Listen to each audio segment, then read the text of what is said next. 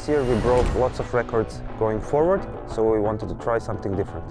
I can now confirm that here today, Goran managed a total speed in reverse of 275.74 kilometers per hour. It therefore gives me great pleasure to officially recognise a new Guinness World Records title.